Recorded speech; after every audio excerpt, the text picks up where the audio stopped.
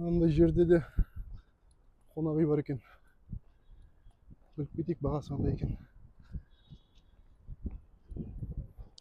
Мешіттің айналасындағы қонақ үйлер енді өте қымбат. Мынау мешіттен шамамен 1 шақырым жүр. Қатты алыс емес. Егер турмен емес, өзіңіз келетін болсаңыз, мысалға осындай алыс жердегі қонақ үйлерге тоқтауға болатын бар. Қазір бағасын білеміз. Біздің мешіттің қасында жатқан қонақ үйдің бағасы күніне 500 реал екен. 500 реалың 65 000 теңге. Бана қонақ үйдің іші, көріп тұрмын, бірінші этажы ресепшн.